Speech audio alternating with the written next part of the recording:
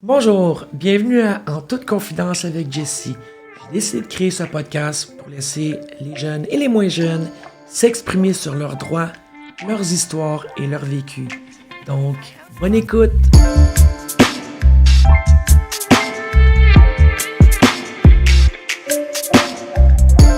Je suis présentement en compagnie de Mathieu Chapelot, un jeune homme de 15 ans qui, malgré lui, a été introduit dans une grosse roue qu'on appelle la DPJ. Mathieu, le connaissant depuis qu'il est bébé, est un jeune homme très calme, très posé, très renfermé. Mathieu a quelques problématiques pour lui-même, qui n'est pas faite pour les autres. Spectre de l'autisme. Donc, Mathieu, c'est important qu'il ait des droits et qu'il puisse s'exprimer sur une situation qui est arrivée entre ses deux parents. Le papa a décidé, sans aucune bonne raison, d'impliquer ses enfants dans le processus de séparation du couple. On ne laisse pas Mathieu s'exprimer. On ne laisse pas Mathieu faire valoir ses droits. Chaque humain devrait être capable d'exprimer et de faire valoir ses droits. Donc, bienvenue Mathieu. Bonjour Jessie. Est-ce que tu voudrais commencer à nous expliquer un petit peu tout ça, là? En quoi ça brime tes droits, Mathieu? Ben, en fait, je commencerai par dire que j'ai rencontré la DPJ il y a à peu près un mois, au mois de août. Je leur ai exprimé pas mal d'inquiétudes que j'avais du fait que mon père avait utilisé mon nom pour une compagnie de tracteurs. Donc, on avait fait réparer son tracteur, puis a monté un bill de plus de... Sur ton nom? Sur mon nom. On va rappeler aux gens, tu as 15 ans. Oui. Donc, ton père a usurpé ton identité, a fait de la fraude avec ton nom. Oui, effectivement. Okay. Puis, il y avait un bill de 1200 ou 1600 dollars et quelques dollars. Puis, j'ai reçu la lettre par courrier. Puis, j'ai appelé la compagnie. Puis, la compagnie, elle me dit que, dans le fond, de m'organiser avec mon père. Moi, j'ai exprimé ça à la DPJ parce que quand je suis allé confronter mon père avec la lettre, il m'a... Là, excusez-nous, on est dans une auto, on n'est pas dans le studio parce qu'évidemment, c'est pas mal dur avec des jeunes d'aller chercher leurs avis parce que la DPJ veut rien savoir. Donc, j'ai été à l'école de Mathieu pour l'interviewer pendant son dîner. Alors, oui, c'est ça. Fait que, on est...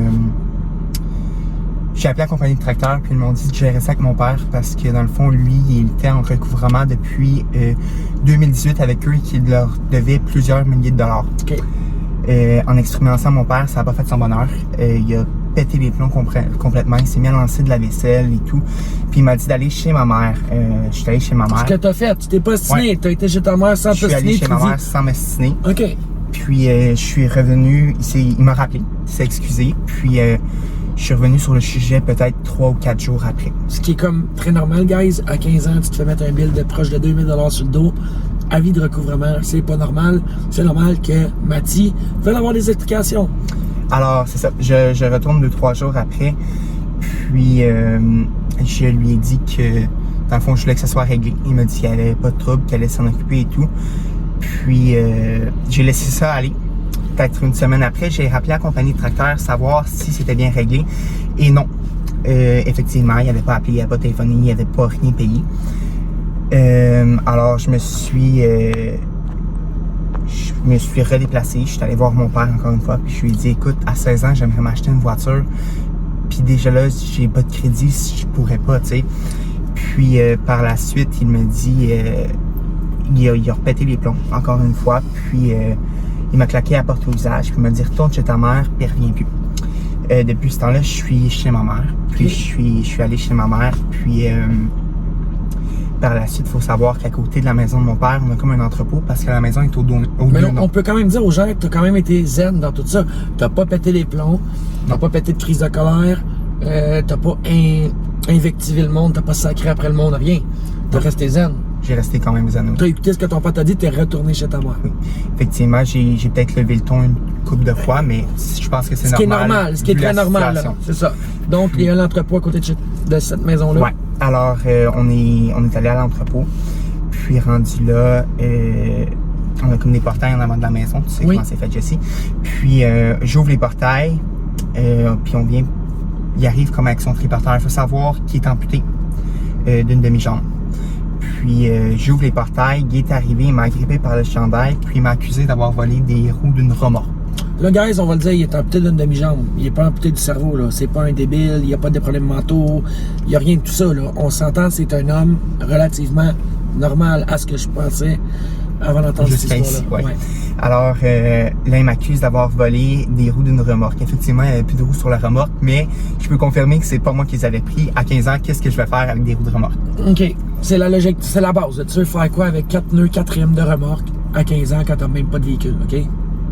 Alors, rendu là, ben là, il se met à m'hurler dessus, puis me lancer toutes sortes de noms. Puis par la suite, il m'a agrippé par le chandail, puis il m'en a sacré une. Donc, ça, c'est un voie de fait sur un mineur, right? Oui. Parfait. Alors, par la suite, Ivy, ma plus jeune des sœurs, était à l'extérieur. Elle a quel âge? 8 ans. OK. Alors, je suis allé voir Ivy, qui était dehors toute seule, peut-être une demi-heure après l'incident. Elle avait le téléphone à mon père dans les mains, mais il faut savoir qu'elle avait un plâtre à la jambe droite. Puis, alors je l'ai pris dans mes bras, puis j'ai dit, viens maman, là, attacher un toutou. Alors on va pour rentrer à l'entrepôt, puis là il arrive encore une fois de nulle part avec son triporteur, puis il dit, mon tabarnak, tu l'amèneras pas chez ta mère, il n'y en est pas question, c'est une crise de folle. Puis là, ben j'étais comme, ben voyons donc, tu sais. Devant la petite. Devant la petite qui a 8 ans. Fait que j'ai réussi à rentrer Ivy de force, il lui tirait sur le plâtre. Pas très fort, très mais intelligent de la part d'un père. Tirer sur le plâtre de ta fille qui a la jambe cassée.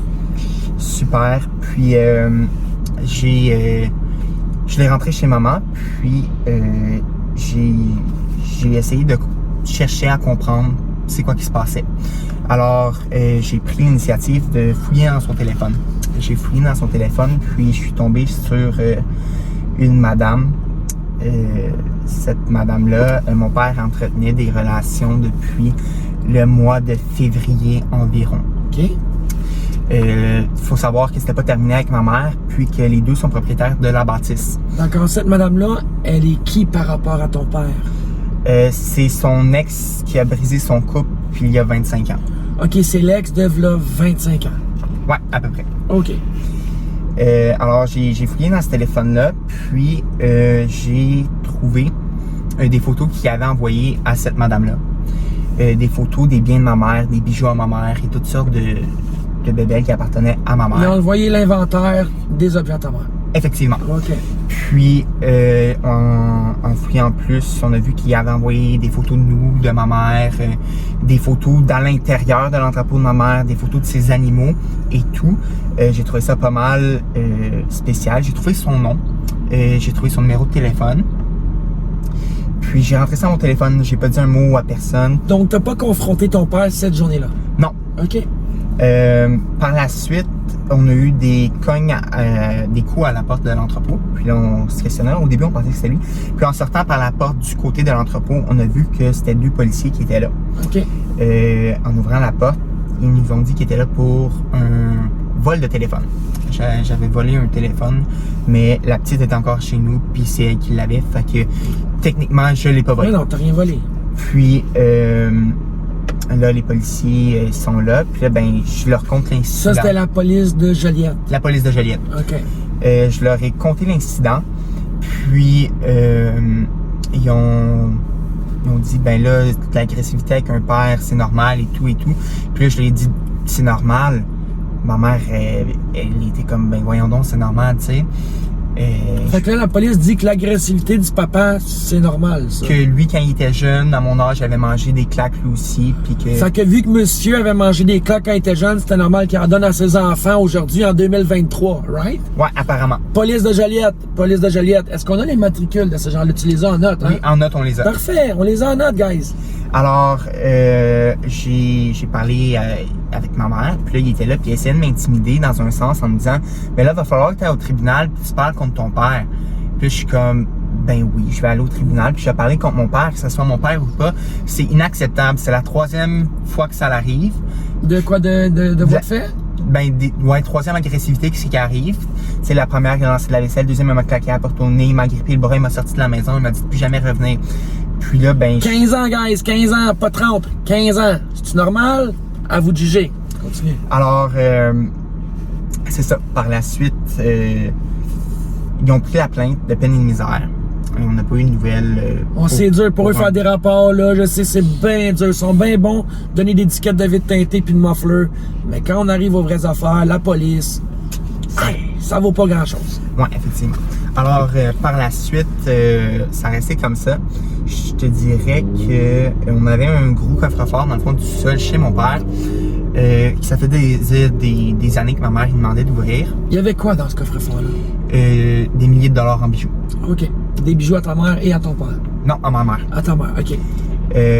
On s'entend qu'il y avait ça, un coffre-fort, parce qu'eux, il y avait une ressource de gens en problème grave. Donc, pour pas se faire voler, ils mettaient les bijoux dans le coffre-fort. Alors, il disait avoir égaré la combinaison. Okay. Alors, pendant les années, ma mère a laissé ça aller. Puis là, une fin de semaine où il était parti avec la nouvelle, j'ai décidé de rentrer, puis... Avec la nouvelle, tu veux dire son ancienne blonde de 25 ans? Ouais, la nouvelle ancienne. OK. Alors, j'ai décidé de rentrer. Chez ton père? Chez mon père. T'avais le droit? J'avais le droit parce que j'avais... Donc, c'est pas une intro par infraction, guys? Non. Alors, je suis rentré chez mon père, je suis allé... le coffre-fort était localisé dans mon garde-robe, dans ma chambre. Je suis descendu en bas. Je m'étais équipé. J'avais acheté un grinder puis une drill pour percer. Puis j'ai ouvert moi-même le coffre-fort. Je peux te faire parvenir la photo si tu veux. Et il n'y avait plus rien dans le coffre-fort. Le coffre était vide. Le coffre-fort était vide. Okay. Alors, on a vite compris que c'est la nouvelle ancienne qui avait les bijoux. OK. Comme certains articles qui étaient dans l'entrepôt, ma mère qui a disparu. Alors, par la suite, qui étaient ensemble, j'ai pris mon téléphone, puis là, j'ai dit, c'est assez.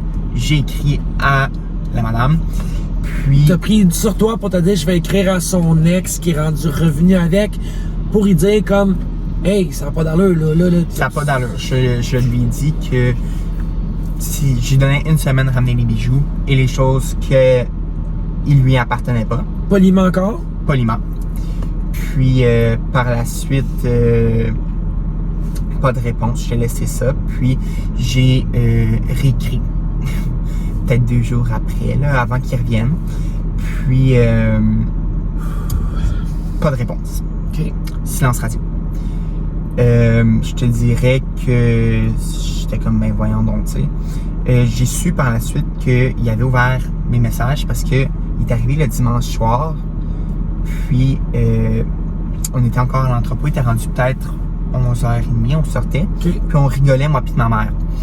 En sortant, monsieur, il est arrivé encore une fois avec son triporteur. Puis, il m'a dit, mon tabarnak, tu vas voir, ils vont venir te chercher. Puis là, en comprenant pas trop, je me demandais... Lui, il dit ça à son fils de 15 ans. Mon tabarnak, tu vas voir, ils vont venir te chercher. OK. En essayant de comprendre, j'ai pas eu de nouvelles. J'étais comme, voyons, tu sais, c'est quoi ça? Ouais. Mais j'ai laissé ça aller. Lundi matin arrive, en fait, lundi soir, on retourne dans l'entrepôt, encore dans les alentours de 10h30, 11h. Puis cette fois-là... Est-ce que quand vous alliez à l'entrepôt, par hasard, il y avait des fois des cadenas qui étaient cassés ou des cadenas qui étaient bouchés d'époxy? Oui, effectivement. Ou tout le temps des petits coups que le papa faisait pour juste nuire à la vie de son ex-femme qui est ta mère. Oui, et aussi copropriétaire de la bâtisse. Exactement. Donc, OK, fait que là-dessus, on a tout le temps un petit peu de gaz qu'on met sur le feu de la part de monsieur. Là. Toujours, on arrivait toujours quelque chose de cassé. Même qu'il a fallu qu'on change les serrures, là. OK. Partout, parce que, tu sais, on était allé de se faire prendre des choses. Okay. Par la suite, je suis arrivé, c'est ça, le lundi soir. Puis, cette fois, c'était pas lui qui m'attendait avec son triporteur, mais 2 policiers. Oh, OK. 2 policiers qui étaient là puis qui m'attendaient. Puis j'étais comme, voyons donc, 2 policiers, tu sais, c'est quoi ça? Oui. Puis là, ils me disent, t'es Mathis? Je suis comme, oui. Là, il faut que tu viennes avec nous. On a une ordonnance. Il faut que tu nous suives. Là, ma mère était comme, t'as remarqué, là? C'était comme, voyons donc, qu'est-ce qui se passe là? Puis là, ils ont refusé de montrer l'ordonnance. Puis là, on était comme, j'embarquerai pas dans ton véhicule. Si tu me montres rien, tu sais. On s'entend que Mathis et sa maman connaissent les lois, là. Sa maman est travailleuse sociale. Elle connaît les lois plus que n'importe qui. Donc, ils les connaissent, les lois, là. Alors, c'est ça. Par la suite, les policiers n'ont pas eu vraiment le choix de me montrer l'ordonnance. Ils étaient stationnés du côté... Ils voulaient pas te la montrer au début. Au début, ils ne voulaient pas la montrer. OK. Ils ont dit qu'ils n'avaient pas le droit, mais que c'était une ordonnance pour une évaluation psychiatrique. Oh, OK. Fait que par la suite, ben là, on les accompagne à leur véhicule. Ils disent on va te montrer ça rendu à la voiture. Alors, ils nous montrent l'ordonnance. On la prend en photo. On n'a jamais eu de copie. Ça, c'est la première chose. Okay. Jamais eu de copie. Puis, rendu là... Si tu veux, tous les manquements qu'il y a eu, parce qu'on a beaucoup de manquements et de négligence qui a été fait dans ce dossier-là, fais juste pas trop le dire, parce qu'on veut pas leur donner nos as aussi dans le podcast. Il y a eu énormément de manquements et d'erreurs dans le dossier qu'on n'a pas pris compte. Parfait. Fait que par la suite, je me rends à leur voiture qui était stationnée devant la maison de monsieur. Monsieur était là dans la vitre avec mon plus jeune frère et ma plus jeune sœur, Evie et Alec, âgés de 13 et 8 ans. OK. Dans la fenêtre à 11h30 le soir. Puis je me suis fait fouiller comme un criminel dans la vidéo, je vais pouvoir te faire parvenir. Fait que là, eux sont dans la fenêtre en train de se marrer. Mais lui, parce que là, ton frère et ta soeur doivent pas triper, là. Ben, en fait, ils ont pas l'air de comprendre trop qu'est-ce qui se passe, je te dirais.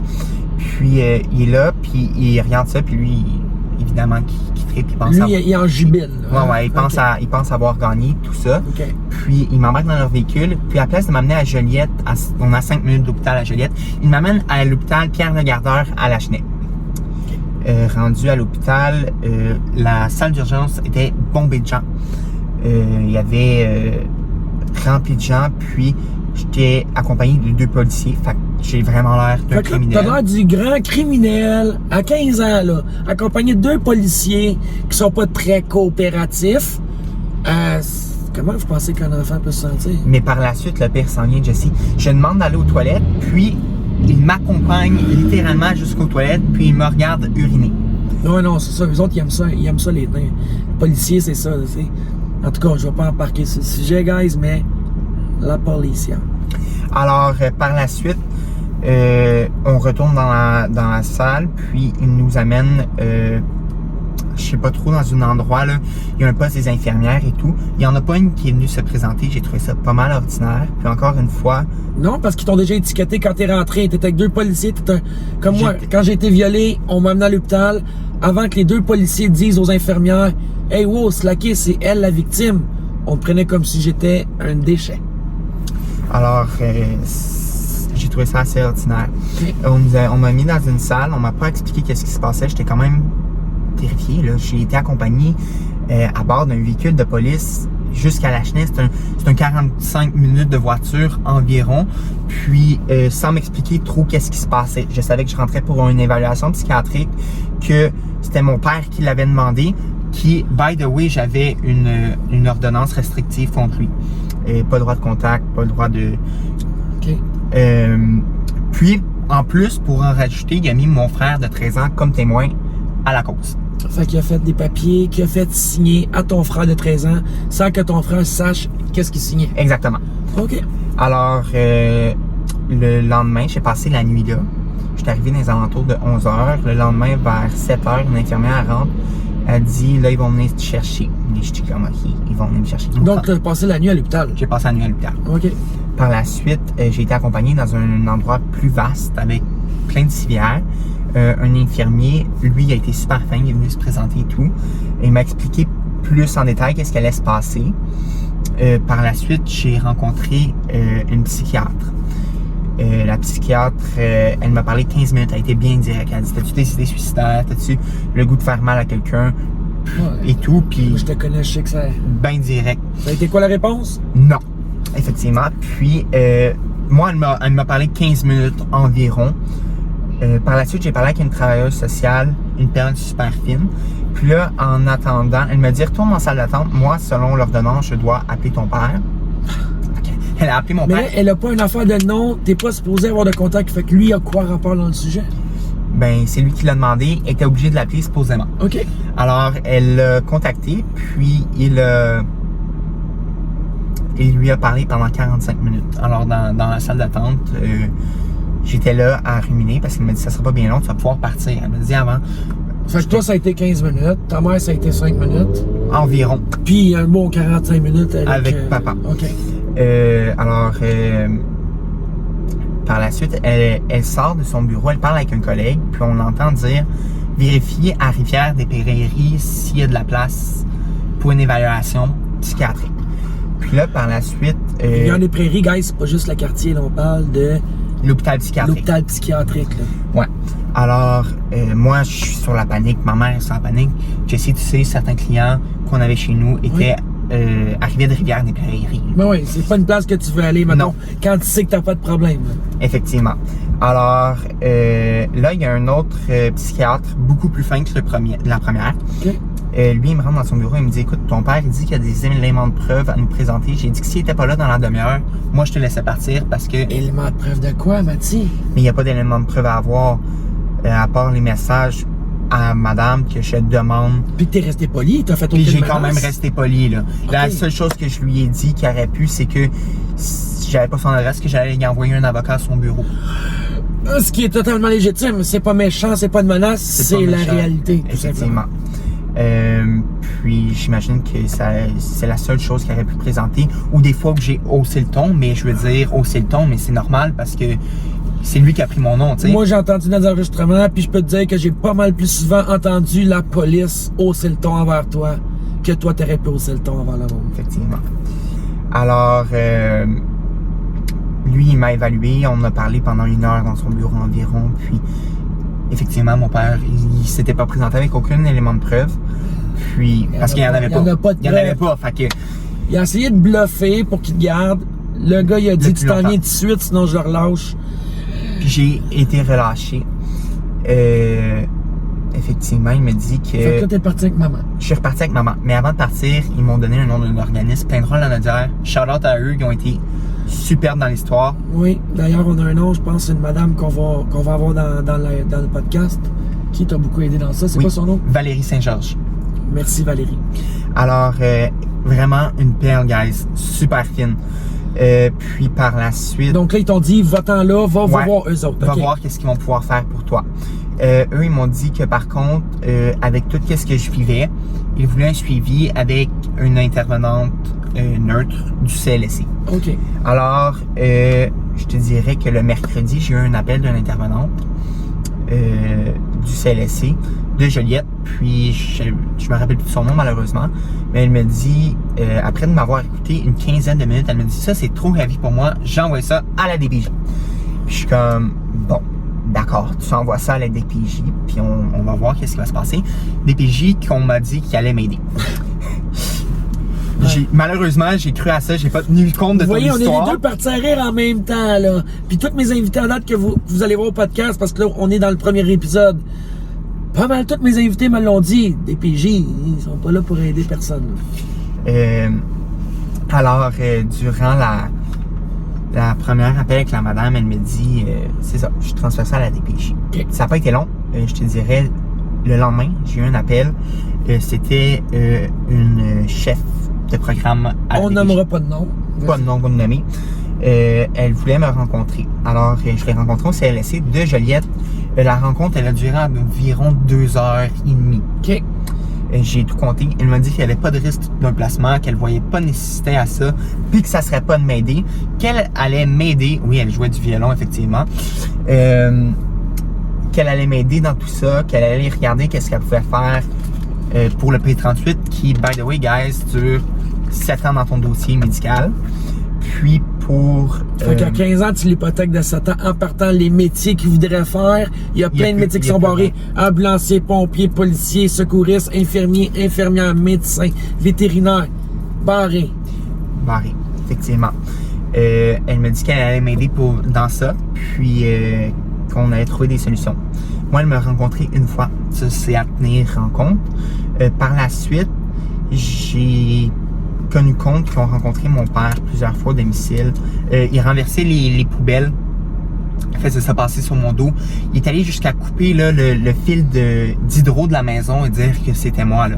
Voler l'ordinateur, il a dit que c'était toi. Des cacas sur le plancher, il a dit que c'était toi. Oui, effectivement, parce que lui, entre-temps, il faut savoir qu'il a déménagé à Saint-Lin-des-Laurentides. Il a déménagé à Saint-Lin-des-Laurentides. Il a laissé les chiens, les animaux, tout seuls à la maison. Alors, des animaux tout seuls à la maison, on sait que t'as un grand chien. Jesse, qu'est-ce que ça fait? Fait caca. Ça fait le bordel. Ouais. Alors, 3 chiens, 3 animaux laissés tout seuls à la maison. Ainsi qu'une personne en déficience intellectuelle qui avait laissé là parce qu'il était en déménagement. Cette personne-là dont il y avait la garde. Il y avait la garde. Et qui n'a pas le droit de laisser tout seul. Et qui n'a pas le droit de laisser tout seul. OK. Par la suite, je te dirais qu'on a eu plusieurs interventions policières dont il a appelé pour un vol de moto. La moto était supposée de me revenir, je te dirais, parce que c'était la moto... Harley à ta maman? Oui, la Harley à ma maman. OK. Qu'elle a depuis une vingtaine d'années, je dirais. Depuis, ouais, environ.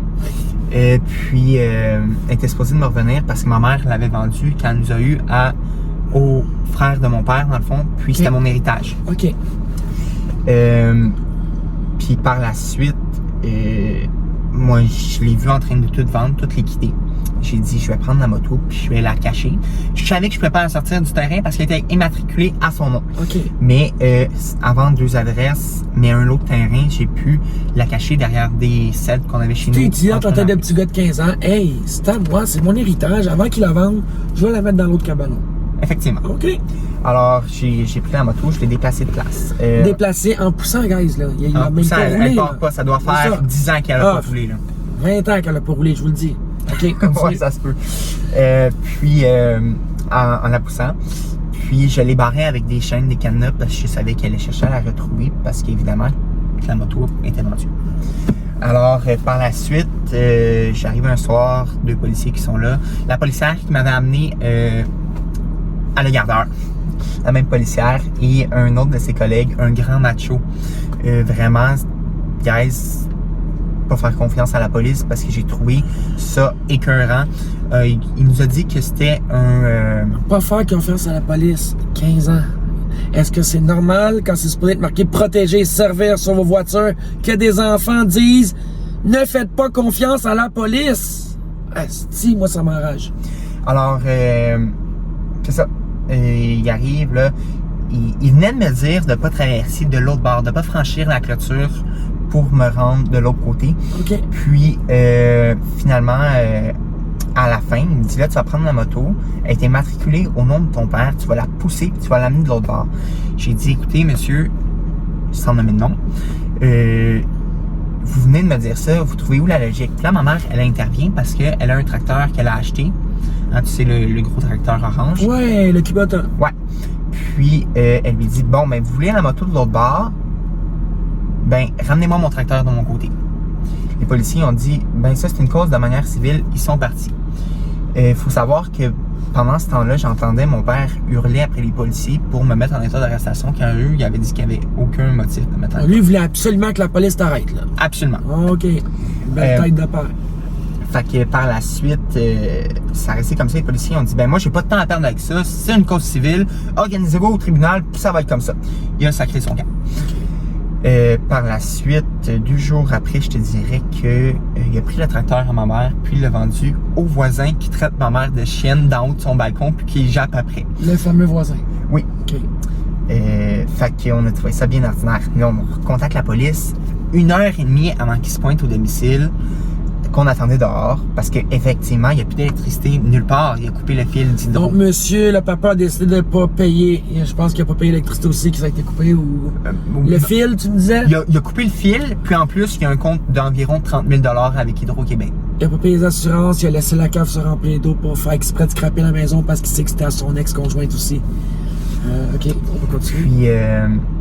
Puis là, ça reste comme ça. Le tracteur était chez le voisin. Le tracteur était chez le voisin. Les policiers, cause civile. On s'est signé pendant au moins 2 heures avec eux. On a la demandé... police voulait rien faire, c'était pas pour un vol, c'était cause civile. Cause civile. Okay. On a demandé un superviseur. Ils n'ont pas fait venir un superviseur. Ils ont fait venir l'autre policier avec qui on s'était chicané avant. Ah, OK, ouais, c'est intelligent, ouais. Ouais, puis il a dit, ben là, Madame Chapelot, j'en ai assez. Ça fait plein de fois qu'on vient ici, on vous dit que c'est des causes civiles, vous voulez rien savoir, là, ça va être entrave à la justice. Hey, c'est votre job, guys. Ça fait plein de fois qu'on vient ici, c'est votre maudit job. Alors, on a trouvé ça bien ordinaire de la part des policiers. OK. Par la suite, on a On a essayé ça comme ça. On a essayé de faire des recours avec le tribunal et tout. Mais effectivement, il n'y a pas grand-chose à faire à part attendre, payer des frais d'avocat qui sont exorbitants. Pour une journée au tribunal, Jessie, là, on parle d'à peu près 2000 $ avec un avocat là, de bas de gamme. Je suis là-dedans. Fait que je trouve ça assez spécial. Oui. Puis... Fait que là, tout ça, ça s'est pas réglé. Là, après, on s'en va. Que le tracteur est pas réglé, puis là, ça continue encore, là. Ben oui, ça continue. Là. Il dit à tout le monde que j'ai fait pour 50 000 $ de dommages. Il faut savoir que là, l'école était sur le bord de recommencer. Une fois qu'il est reparti avec l'autre madame, je suis rentré voir récupérer de mon linge parce que, tu sais, on sait que ça coûte cher et tout. Ma chambre, vide. Il a tout saboté. Je vais te faire parvenir des photos. Il a cassé des miroirs. Je vous dis, c'était épouvantable. Vous allez voir, guys, on va mettre des photos. Vous allez voir des photos que Mathieu nous a envoyées dans le montage. Ça va vous donner une idée. Vraiment épouvantable. Je suis tombé en... Puis j'avais plus de souliers, plus de linge, plus de vêtements, plus rien. Puis là, ben, évidemment que on est comme... On fait quoi, tu sais? C'est quoi que je fais, tu sais? Entre-temps, il restait une usagère à la maison, Marianne. Tu la connaissais bien. Puis, je te dirais, première journée d'école, ma mère, elle m'appelle en panique. Elle me dit, le CRDI s'en vient, puis ils me disent qu'ils ont eu des plaintes au sujet de l'usagère. Puis là, j'étais comme, des plaintes au sujet de l'usagère. Puis là, ils ont dit que c'était violence physique, violence verbale. Ils sont partis avec ça, puis ils ont dit, Madame Chapelot, on va vous revenir dans les prochains jours. C'était un jeudi. OK. Le vendredi, je pensais avoir un rendez-vous en orthodontie. Turns out, j'en avais pas. On était à Montréal, downtown. Puis on est allé ensuite au Costco dans les alentours. On sort du Costco dans les alentours de 8 heures. Le Costco à Montréal, là. Oui. Proche du centre-ville. Proche du centre-ville. OK. Sur la rue Bridge, pour être exact. Donc, vous allez à votre rendez-vous. Finalement, le rendez-vous, il n'y a pas lieu. Ta mère, elle se dit, ben, OK, c'est dur pour toi cette temps-ci. On va aller se promener un petit peu dans le Vieux-Port avec l'usagère parce que ta mère, elle la laisse pas toute seule vu qu'elle n'a pas le droit. Donc, elle l'amène partout dans vos activités. Vous allez vous promener. Après, vous dites, bon, on va aller faire une coupe de commission, on va aller à la maison. Ben oui, on avait besoin de toutes sortes de choses au Costco. Alors, on se rend au Costco. Puis, il faut savoir que quand on fait des après-midi comme ça, on ferme nos téléphones. OK. Complètement, parce qu'on... Du temps en famille, hein? Du bon temps de qualité. Okay, parfait. Hein? Fait que, par la suite, on sort du Costco. Marianne, elle sort avec maman. L'usagère, elle sort avec maman. Puis... Toi, t'étais resté dans le Costco pour gosser un peu, magasiner? Non, en fait, j'attendais de la nourriture au food court. OK, parfait. Puis là, j'entends l'usagère rentrer en criant, puis elle me dit, la police est là, ils ont mis Brigitte à terre, Puis là, tout le monde au Costco se revire, tu sais. Oui, parce que l'usagère, elle a des problèmes cognitifs, elle a des problèmes... comment je pourrais dire? Mental. Oui, ouais. C'est ça. Donc, elle rentre, elle crie, elle est en panique. Elle est en panique. Elle a beau avoir 40 ans, la madame. Dans sa tête, elle a 12 ans. Puis dans sa tête, elle a 12 ans. Oui, effectivement. Okay. Alors, je sors en courant sans la nourriture, évidemment. Puis là, 2 chars de police qui sont là. De la sûreté... pas de la sûreté, du SPVM. OK. Puis...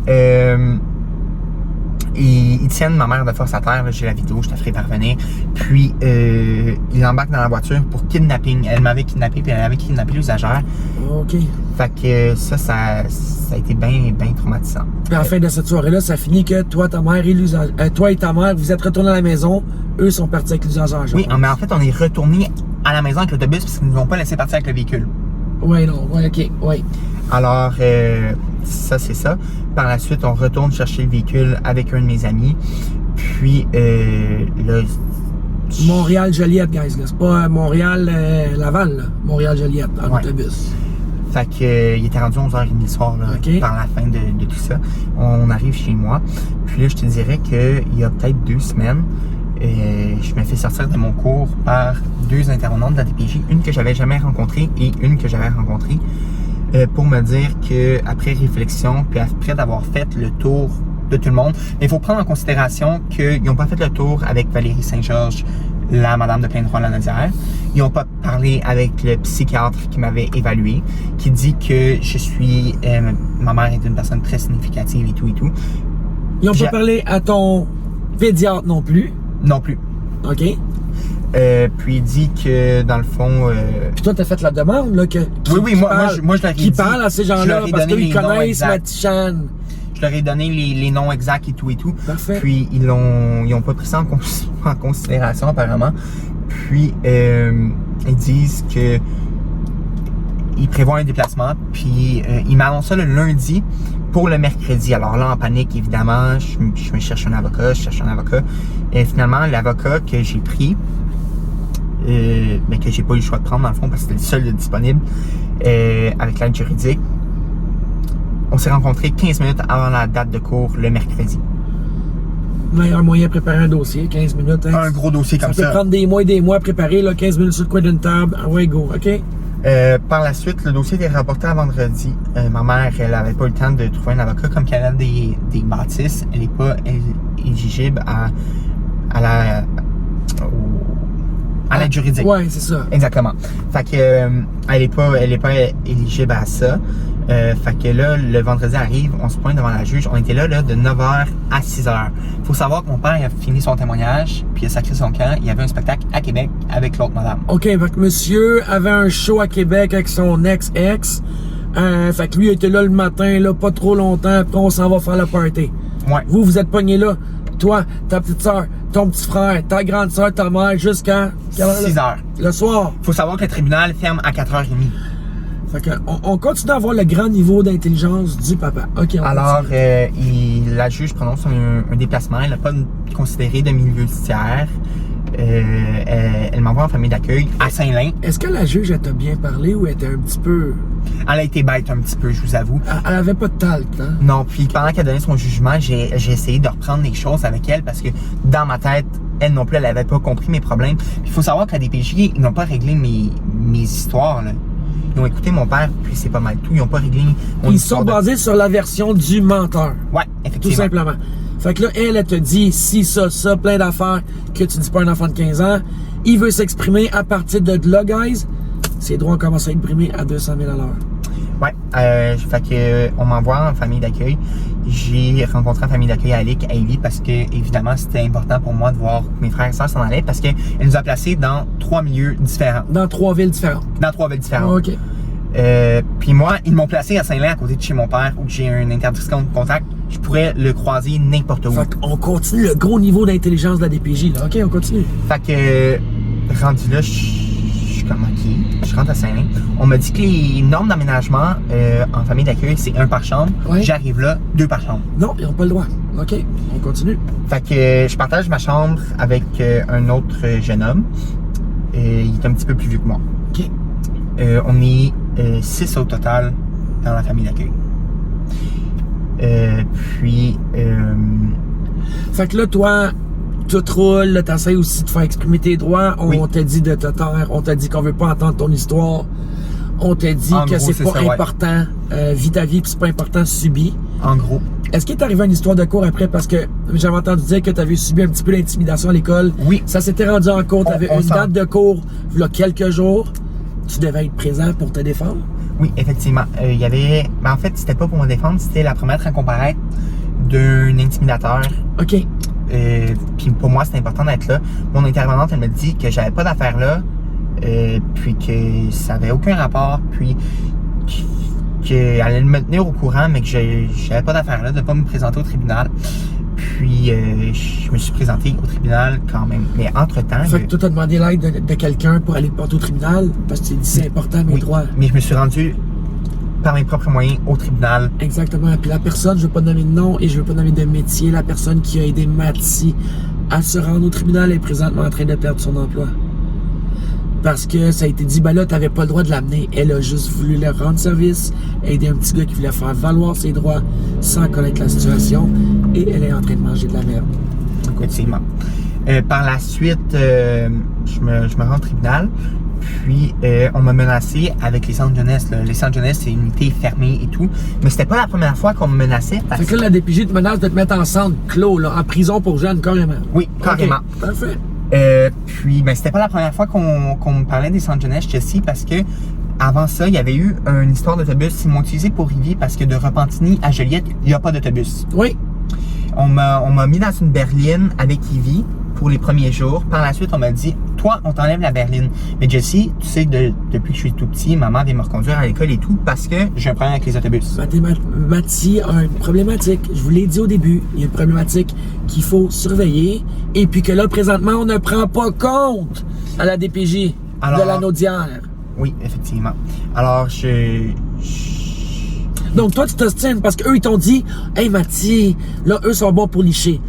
Mathieu, on a besoin de toi. Ta soeur, on l'a placée pour aucune raison. Elle file pas mentalement à cause qu'on l'a placée. Mais on aimerait ça que toi, vu que tu as un visage significatif pour la petite, que tu l'accompagnes à l'école. Pour ça, tu vas voyager en berline. Une fois que la petite s'est habituée à voyager en berline, on a dit à Mathieu, toi, on n'a plus besoin de toi. Décalisse, on va te mettre dans l'autobus maintenant. Mais il avait promis à Mathieu qui garderait la berline. Mathieu, lui, prend les autobus, enchaînement, 1, 2, 3 autobus, ça ne marche pas, tout simplement. Donc, là, on est là, qui s'ostine à dire, ben non, vous me l'avez promis. Effectivement, puis entre-temps, là, la première journée, le mardi, dans le fond, parce que c'était le lundi de l'Action de grâce, alors le mardi, j'ai dit non, je n'embarquerai pas dans l'autobus. Puis là, les intervenantes qui étaient là, puis ils m'ont dit, ben, t'auras pas le choix d'embarquer. En fait, la famille d'accueil m'a dit, t'auras pas le choix d'embarquer dans l'autobus. Moi, j'embarquerai pas dans l'autobus. J'ai dit, bon, ben, parfait, ça va être les centres. Quand tu recommences l'école? À 1h. OK, parfait. Il reste 15 minutes. Vas-y, go. Alors, c'est ça la... Fait que là, eux autres sont... La famille d'accueil, merci. Elle me dit que si je manquais de... Je prenais pas l'autobus, dans le fond, on m'allait m'envoyer en centre. OK, puis en là, centre fermé, là. En centre fermé. OK. Puis là, ben par la suite, j'aurais dit, ben parfait, le mardi, je vais prendre l'autobus. Ce que je n'ai pas fait. OK. J'ai contacté quelqu'un qui est venu m'accompagner avec moi chez mon pédiatre. Je me suis assis devant le bureau de la secrétaire du pédiatre. J'ai dit, je ne retirerai pas d'ici tant que je ne l'ai pas vu. OK, parce que toi, tu voulais aller voir ton pédiatre pour... Parce qu'elle connaît la situation. La DPJ pour lui dire que ma situation... OK. Fait que là, t'es là, tu prends tes droits en main. Tu veux que ça bouge toi-même, mais personne t'écoute, donc tu le fais par toi-même. Oui. Il y a rien de méchant, il s'en va pas boire d'alcool, il s'en va pas baiser des jeunes poulettes, guys, il s'en va pas se droguer. Il veut juste montrer que les gens disent, Mathieu a telle problématique, faut agir comme ça avec lui. On ne veut rien savoir. OK. Alors, c'est ça, on m'a rien... Fait que là, t'as vu ton... J'ai vu mon pédiatre à 11h45 environ.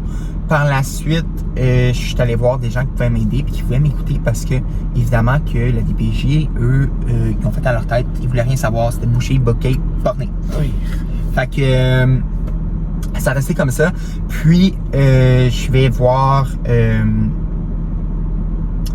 Valérie, entre autres. Je me rends à son bureau, elle n'était pas là. Je me suis rentré pour aller voir le psychiatre à l'hôpital. Il n'était pas là. Par la suite, je m'en suis retourné à Laval. Je suis allé à Air Ouverte. Je voulais pas aller à l'île de Joliette parce qu'évidemment qu'elle est avertir. Puis moi, il faut savoir que j'avais fermé mon téléphone parce que, sachant qu'est-ce que j'avais vécu avec maman qui s'était fait arrêter sauvagement puis agresser littéralement par des policiers, je voulais pas que ça arrive avec la personne qui m'accompagne, tu comprends? Ouais. Fait que j'avais fermé mon téléphone, puis... Tu voulais pas te faire tracker avec le GPS du téléphone. Effectivement. Même si tu le fermes, je te le dis, Mathieu, on peut te tracker pareil. Ah bon. Continue. Alors, par la suite, il m'a ramené, il m'a laissé à peu près à 2 km de la maison parce que je me doutais qu'il allait avoir des policiers. Il était rendu peut-être 10 h le soir. Là. OK. Fait que je me suis rendu au domicile, 2 policiers qui étaient là. Un super fin, puis l'autre, c'était un baveux, littéralement. C'est toujours ça, il y a toujours un bon cop, un bad cop. Ça, c'est dans tous les duos de police. Il y en a un fin, un chien. Puis quand ça est trop fin, on ça vire. Lui devient chien, lui devient fin. Alors, puis là, il me dit, ben là, t'étais où, là? Puis ça va peut-être être le centre, on appelle une intervenante et tout et tout. Puis là, j'étais comme, ben voyons donc, le centre, je verrais que ce soit le centre. Je suis allé faire respecter mes droits parce que personne m'écoute. Puis là, ben, j'ai parlé avec l'intervenante, puis il était pas mal fâché que je leur dise pas qui m'avait accompagné. Mais ça, c'était à la demande de la personne qui m'avait accompagné de pas nommer de nom. Je pense quand même ta mère, qu'elle avait appelé à savoir si tout était correct. Oui, Mathieu a pris l'autobus, tout était bien, tout était beau. Ils ont caché à la maman que Mathieu n'avait pas pris l'autobus. Alors, y a-tu encore beaucoup de suite? Parce que je sais que tu commences l'école bientôt. Oui, ben c'est sûr qu'il y a plein d'éléments. Mais comme tu as dit, tu vas discuter... Oui, exactement. Vous allez avoir plus de développement avec les intervenants qu'on va avoir. Présentement, on menace Mathieu. Je suis venu aujourd'hui. J'ai annulé ma journée parce qu'on me disait, ça se peut que lundi, Mathieu soit déjà en lockdown. Oui, Une effectivement. fois que Mathieu est en lockdown, j'aurais pas pu le rencontrer pour avoir sa version. C'est un enfant de 15 ans. Vous le savez, vous connaissez les enfants. Un enfant de 15 ans qui va mentir n'aurait pas donné son histoire aussi fluidement que présentement. À chaque fois que je l'ai interrompu, il a repris son histoire sur la même note. Quelqu'un qui ment ne sera pas comme ça. Les premiers à savoir devraient être la police et la DPJ, mais évidemment, on a des erreurs. Donc, merci beaucoup, Mathieu. Toi, dans le fond, tout ce que tu veux, là, c'est faire valoir tes droits. Là. Faire valoir mes droits. OK, on en demande ça, pas beaucoup, là. On veut rien savoir, hein? On veut rien savoir. On dit Zéro. tout le temps qu'ils veulent rien. OK. Donc, merci beaucoup, Mathieu. J'apprécie que tu aies fait confiance à mon podcast. Et puis, on va essayer de faire le plus qu'on peut avec ton cas pour essayer de t'aider. Guys, partagez en grand nombre. Le podcast va continuer avec les intervenants. Restez en ligne. Vous allez voir les intervenants parler. Les gens qui ont été dans le dossier. Partagez. Parlez-en. L'important, c'est qu'on soit ensemble, puis c'est ensemble qu'on va faire toute la différence. Bon, vous venez de voir l'entrevue avec Matichan.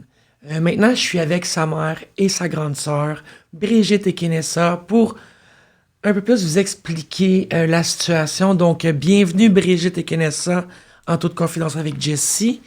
Donc là, on a Matichan, Evie et Alec, qui sont dans des ressources différentes, qui ont les droits brimés. J'aimerais ça que vous m'expliquiez un peu, parce que là, on a eu l'entrevue de Matichan, mais vous avez quand même, t'as 2 autres enfants, puis t'as 2 autres frères et sœurs qui sont pognés. Là, on s'en va où? On fait quoi? C'est quoi qui arrive? La situation est pas facile. Hein? On est dans un contexte où, évidemment, tout le monde est touché. Ça signifie que les liens entre les frères et sœurs, ils sont plus valides. Hein? Quand on ordonne par le tribunal de couper les liens complètement entre la fratrie, c'est drastique pour une famille. Là. Ça, c'est depuis le 29 septembre. Puis les enfants ont été placés dans chacune des villes différentes, puis dans des ressources différentes. Fait qu'ils sont en famille d'accueil présentement. Puis on s'entend que les liens, c'est comme très important, là, les liens qu'ils n'ont pas, là. Les liens autant envers leurs frères et leurs sœurs que leurs parents, que là, sont séparés, ils n'ont pas aucun pilier pour s'appuyer dessus, là. Je dirais que, dans le fond, présentement, on nous a accordé 1 fois par semaine une visite d'1 heure avec la fratrie. Puis pour Kenessa, c'est autre chose parce que c'est tout dernièrement. Elle a été privée pendant plus de 3 semaines sans contact, ni contact téléphonique, ni contact en présence avec ses frères et sœurs. La juge elle a refusé d'entendre Kenessa. Et on s'attend que Kenessa est très proche de ses frères et sœurs, là. C'est comme une figure importante pour eux. Très importante. Elle a toujours été là de façon, je vous dirais, quotidienne, là. Même si au niveau professionnel, elle travaille, mais elle a toujours été présente dans la vie de ses frères et sœurs. 1 à 2 fois par semaine, elle allait les chercher à l'école pour aller manger. Là, du jour au lendemain, ces contacts-là ont été coupés radicalement. Fait que ça a été vraiment drastique dans la vie de tout le monde. C'est vraiment triste. Ouf, OK. Je sais pas quoi dire, parce que souvent, des situations comme ça arrivent, puis on est pris au dépourvu. Et puis souvent, mais avec la TPJ, ça, c'est pas nouveau. On arrive toujours 2e. Sauf que là, c'est pas juste on arrive 2e, là. Je peux vous dire que la mère, la sœur ont été placées vraiment en dernier plan, en 20e. On dirait que la DPJ prend plus en compte les déclarations du père, qui, d'après moi, commence à souffrir peut-être de maladie mentale. Il devrait être évalué, selon moi. Mais on ne tient pas ça en compte. On croit vraiment le père dur comme la roche. Et puis vous, toi, Brigitte, dans le fond, on vous ignore les deux, là. Je dirais que si j'essaie de faire une histoire courte, là, parce que c'est quand même assez complexe. Puis il faut le faire condenser, là, pour le podcast. Évidemment que c'est ça. On est parti d'une situation, je vous dirais que le papa en question, il y a eu des gros problèmes de santé. Ça a une importance. Je pense que dans toute cette histoire-là, si on part d'un contexte où on a évidemment un conflit parental, puis que par le biais de ça, les enfants ont les répercussions de tout ça. C'est nécessairement de priver les frères et sœurs d'être en contact. Le fait que les 2 frères vont à la même école, ils n'ont même pas le droit de se parler à l'école. C'est quand même assez particulier. 1 heure de supervision par semaine, puis de là, c'est supervisé par 2 personnes, filmé. C'est loin d'être naturel, ces rencontres-là. D'autant plus qu'ils n'ont pas rapport dans le conflit des parents. Puis j'avais une question, parce que là, tu as parlé de différents sujets, puis ça m'a interpellé un peu à me dire, premièrement, c'est un conflit entre les parents, OK? Oui. Est-ce qu'on s'entend, puis je veux pas trouver de coupable à rien, mais il y a un des 2 parents qui a nécessairement impliqué les enfants dans le conflit. Ça l'a dit. Comme c'est je venu, disais, je pense, parce que j'ai entendu les histoires, c'est venu un peu du côté du papa, je pense, qui a impliqué les enfants dans le conflit. Je dirais que c'est parti de toutes sortes de petites histoires, là, puis que ça a fait boule de gomme. Oui, c'est ça. Puis côté école, vous m'avez dit, OK, les deux gars vont à la même école. J'ai entendu dire qu'il est arrivé une situation un peu fâchante parce que c'est pas de votre faute.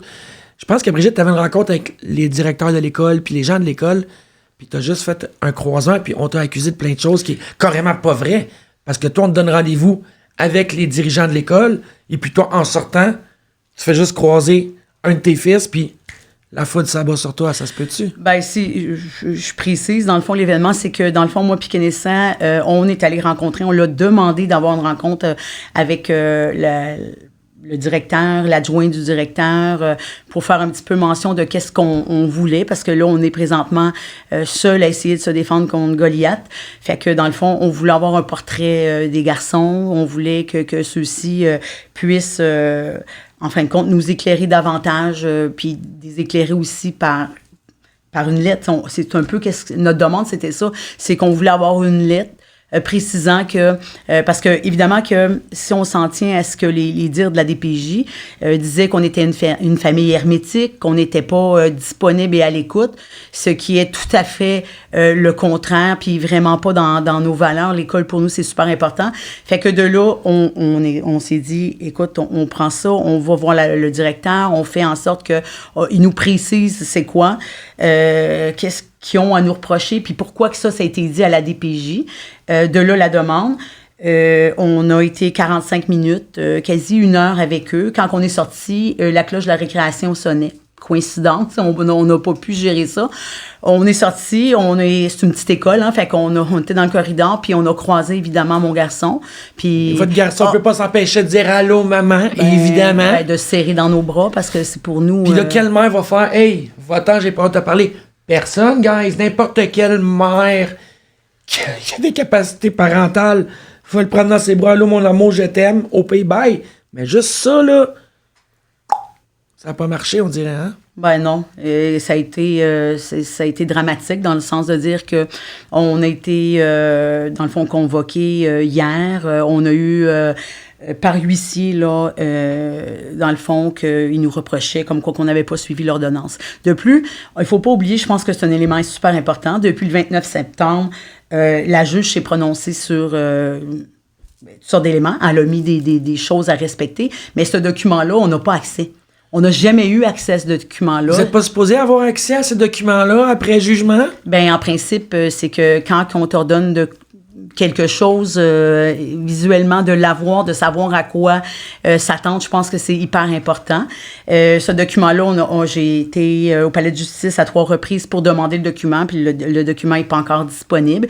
La DPJ s'appuie là-dessus pour nous dire, écoute, c'est ça, c'est ça, c'est ça. Mais visuellement, on ne l'a pas, ce document-là. On sait qu'on a interdiction de contact. Wow, OK. Mais ce serait peut-être le fun s'il y a des dirigeants qui nous regardent présentement de mettre la switch en première vitesse, de lâcher le neutre, puis de commencer peut-être à envoyer les papiers au monde. Parce que ces gens-là, on les prend de court. Tout ça s'est passé en combien de temps? 1 mois, 1 mois et demi, là, que ça a déboulé. Puis de 2, on leur donne pas de réponse, on leur donne pas les papiers qui contiennent tout. Je pense qu'il y a un grand manquement quelque part, moi, là. Mais Jessie, je vais plus loin que ça, là. Oui, vas-y. À partir du moment qu'ils ont fait leur évaluation, qu'ils ont mis des mesures provisoires, là, le matin qu'on devait se présenter à la cour, on n'avait même pas encore reçu les documents.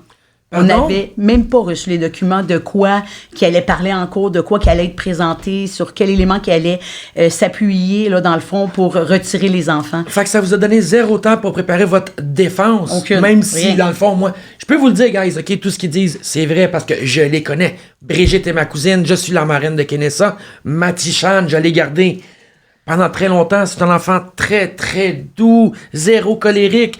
Présentement, vous avez entendu Mathis parler. On lui reproche d'être agressif, colérique. Tout ce qui est pas, j'en ai des frissons, je vous le dis. C'est pas pour rien que cet épisode-là est mon premier épisode. OK, guys, ça m'a vraiment touché. Puis moi, ben, tout le monde le sait. Personne qui touche à la famille, à moi, man. Personne. Puis on est là pour ça. Fait que là, c'est quoi? Là, Mathieu, on s'entend que personne l'écoute. Tout le monde se fout de Matichan. Ils font leurs petites règles. Puis ils se foutent de ses biens. Ils veulent pas aller voir son psychologue. Ils veulent pas aller voir ses intervenantes de l'anodière. Ils veulent pas aller voir son pédiatre. Y a-t-il d'autres choses qu'on devrait savoir pour essayer d'aider Matichan? Mais c'est parce qu'à la base, c'est qu'est-ce qu'on a nommé, hein? C'est que, tu sais, Matichan a évidemment un diagnostic du trouble du spectre de l'autisme. C'est un jeune qui fonctionne très bien en société, mais il y a quand même certaines rigidités. Je pense que c'est important, en tant qu'établissement public, évidemment, d'en tenir compte, hein?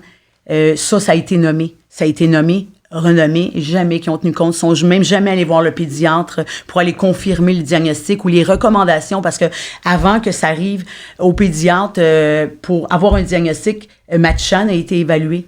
Il a été évalué, puis il y a eu des recommandations en lien avec sa problématique, du fait que jamais qu'ils ont tenu compte de ça. Ça veut dire qu'ils ont imposé des choses à Matichan sans nécessairement le préparer.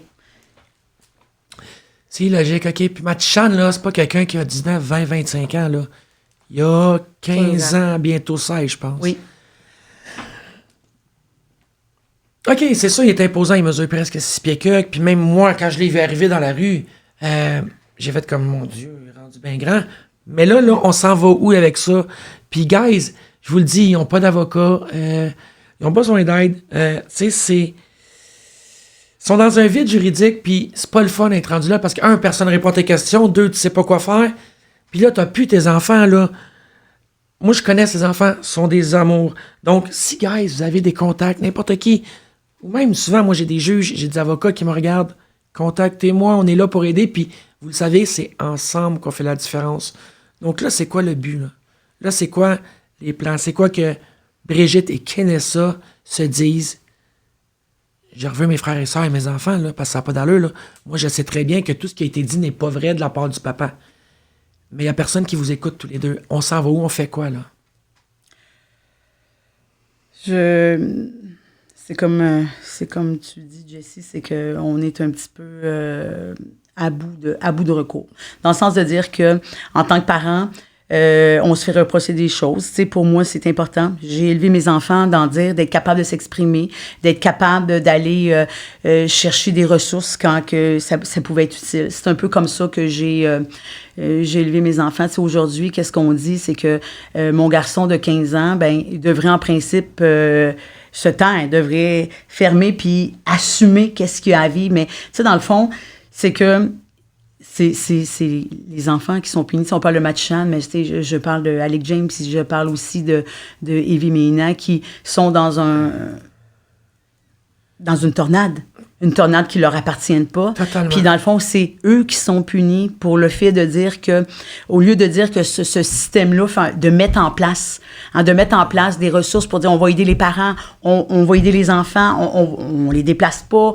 Mais eux, selon l'opinion de la juge, selon l'opinion de la protection de la jeunesse, c'est que ces enfants-là doivent être placés individuellement dans chacune des ressources pour qu'ils puissent se déposer. Se déposer de quoi? Dans le fond, se déposer dans le vide.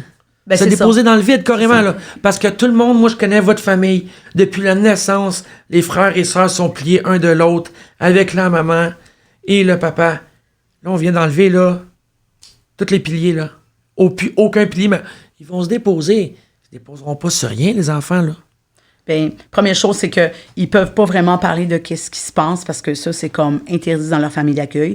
De plus, c'est que quand on débarque dans une famille qui est inconnue, là, il faut que tu aies un temps d'adaptation, le temps de te livrer. Je regarde pour qu'est-ce qu'on a entendu dire par Matishan, par les amis de Matishan, c'est que Matishan n'a pas le droit de parler de quoi que ce soit dans sa famille d'accueil.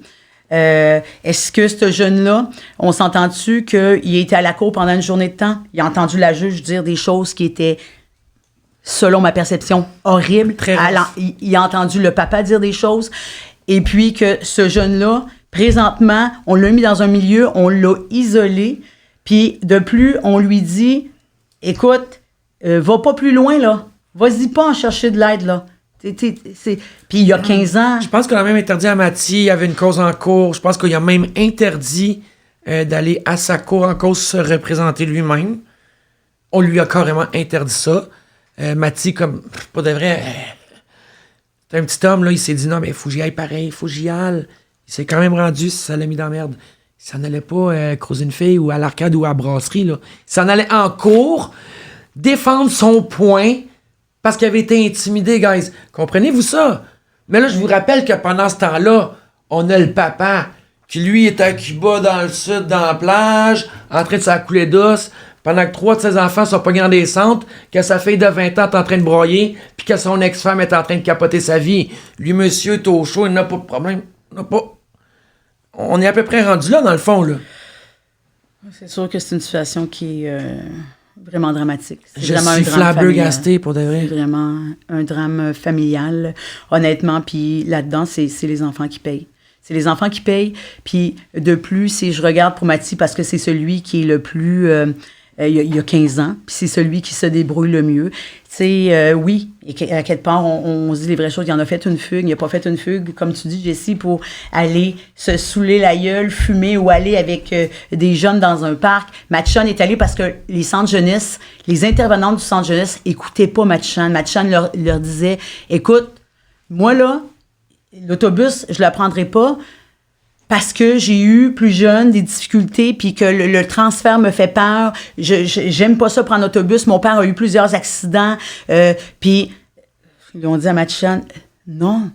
Mais à quelque part, Matishan s'est rendu à plein droit Lanaudière pour faire valoir son droit. Il est allé voir son pédiatre lui-même. Il a fait les démarches lui-même pour être capable de prouver aux intervenantes des centres jeunesse de dire, écoute, c'est ça, vous m'écoutez pas, vous m'entendez pas, mais mon pédiatre, là, il vous le dit que c'est comme ça, c'est ça qui se passe. Écoutez-moi. Mais il n'y en a pas d'écoute. C'est ça, je vous explique, tu vois, tous ces processus-là, on veut pas l'écouter, puis le jeune, il sait que tout ce qu'on lui reproche n'a pas lieu d'être. Il veut faire prouver, de dire, regardez les rapports qui ont été faits sur moi dans le passé, je vais aller les chercher. On veut pas... Il est pas plus fou qu'un autre. Il veut aller les chercher pour prouver. Il va les chercher, puis c'est pas comme la maman dit, puis moi, c'est pas de la débauche. C'est aller chercher ses maudits dossiers médicaux, aller voir plein droit Lanaudière pour qu'il donne ses droits, puis on lui refuse. Je pense qu'il n'y a pas de droit de ça. Ils n'ont pas le droit de ça, de faire ça. On s'en va presque au droit. Ça n'a pas d'allure, ça n'a pas d'allure. Pour de vrai, j'en reviens pas. Puis j'espère, Brigitte et Kenessa, toi, je veux un peu entendre ta voix. Je sais que Kenessa, t'es très proche de tes frères et sœurs. Oui. Quel effet ça te fait? Présentement, tu te sens comment, toi, en tant que jeune femme de 19 ans? Ça a été très difficile. Oui. Les 20 premiers jours, comme ma mère a dit, j'ai pas pu voir mes frères et sœurs, ni leur parler par téléphone ou par texto, rien. Je fais pas partie du conflit. Pas du tout. Non, je suis pas un parent. Je fais partie de la fratrie, mais vu que je suis majeure, on me pose de côté. Ça me démolit à l'intérieur, ça me déchire. C'est toute ma vie. Je me suis toujours occupée d'eux comme si c'était les miens. J'ai toujours aidé, j'ai toujours été présente. Matishan qui a vécu de l'intimidation, c'est moi qui étais à ses côtés. C'est moi qui étais là pour justement lever puis dire que c'était pas correct qu'est-ce qu'il vivait parce que au début, il n'en aurait pas parlé. Hein? Fait que je trouve ça difficile. Je pense à mes frères et sœurs là, qui sont placés là puis de me dire que je sais pas qu'est-ce qu'ils font. T'sais, un samedi matin, qu'est-ce qu'ils font le samedi matin? Hein? Ouais. Qu'est-ce qu'ils font les soirs? Je peux pas leur parler. Puis j'ai demandé à plusieurs reprises. J'ai demandé qu'on me donne des contacts téléphoniques. J'ai demandé d'être présente. J'ai demandé d'être là. C'est pas On n'a rien écouté, hein? On n'écoute pas. Mes frères ont des chiens. Mes 2 frères sont atteints du trouble du spectre de l'autisme et leur chien, c'est très, très important. Merci. Puis, j'ai voulu, là, c'est moi qui s'en occupe présentement, j'ai voulu les apporter à la DPJ pendant une des rencontres supervisées. On m'avait dit oui, on m'avait donné permission. comme quoi qu'on ferait la rencontre à l'extérieur, les enfants pourraient passer du temps. Quand j'écris la veille d'une rencontre pour savoir si tout était correct puis tout était bien organisé, on me dit « ça va juste être quelques minutes à la fin de la rencontre ».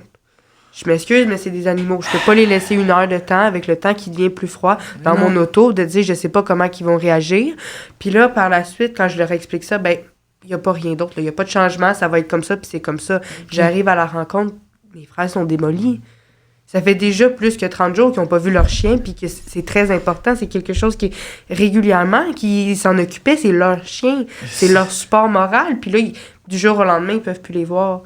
C'est pareil pour moi. Tu sais, Evie, là, qui est tout petite, qui a juste 9 ans, là, tout seul dans sa famille, qui ne réagit pas. Et on s'entend que pour elle, Kenessa était comme la Sainte Mère, là, la Sainte Marie, là. Wow, OK. Mais Kenessa, regarde, ce qu'on peut souhaiter, c'est qu'ils reviennent au plus vite, que la DPJ, pas se rétracte parce qu'ils peuvent pas, mais qu'ils réalisent qu'il y a une couple de feuilles, là, présentement dans ce dossier-là. Je ne dis pas que tous les dossiers sont pas bons. La DPJ est bonne pour beaucoup de familles. Ils font du bien.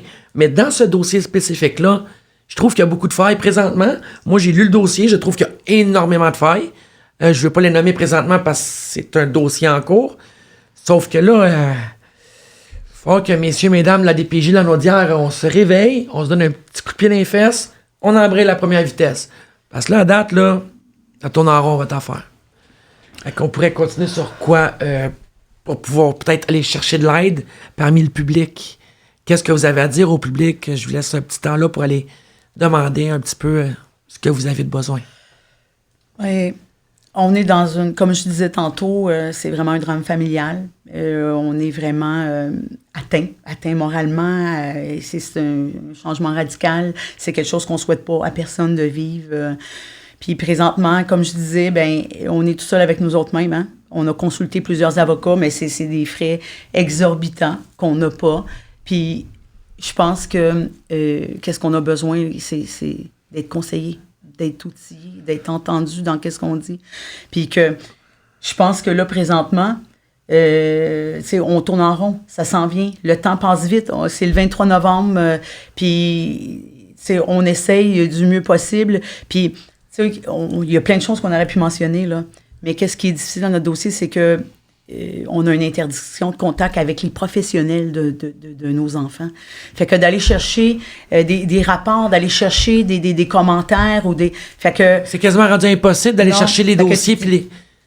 Tu te défends comment en cours? Ben, tu t'en vas comment en cours? Qu'est-ce que tu vas aller présenter? Moi, j'ai l'impression qu'ils font exprès de vous museler. Je sais pas pour quelle manière. Je sais pas. Le papa, il a dit quoi? Il a-tu donné un pot de vin? Je sais pas, parce que rendu là, c'est louche pour de vrai. C'est vraiment louche qu'on vous écoute pas. Puis moi, je peux le dire, je sais que vous dites la vérité. Fait que je comprends pas pourquoi qu'une juge et les avocats sont pas capables de le voir comme moi je le vois.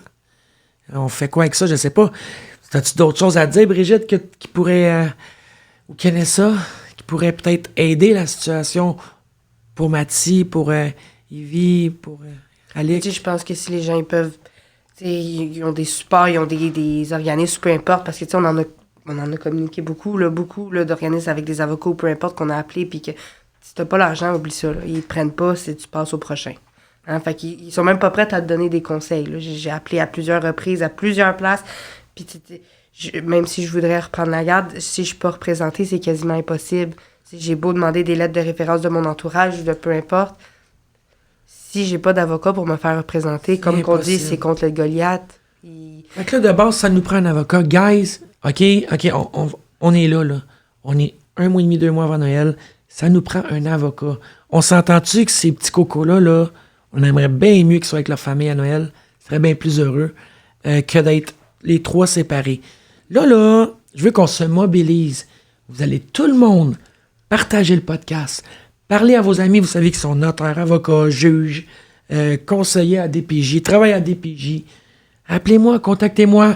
Moi, je vais donner les liens à la maman et à la sœur. Mais oubliez pas, guys, c'est ensemble qu'on fait la différence. Moi tout seul, ça donne rien. Eux tout seuls, ça donne rien. Toutes nous ensemble, on lève la sympathie, puis on active. Qu'est-ce que vous en pensez? Ouais, on apprécierait grandement l'aide de tout le monde, tu sais.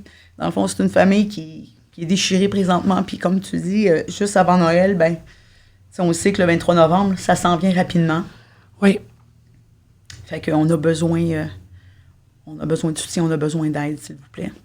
Fait que, merci d'être venu. C'est sûr que j'aurais aimé vous voir dans différentes circonstances, mais là, on est là. Je vous aime, oubliez-le jamais. Et puis, on va gagner, on va les revoir. Guys, vous m'avez toujours montré que j'avais raison. Là, on me le montre encore.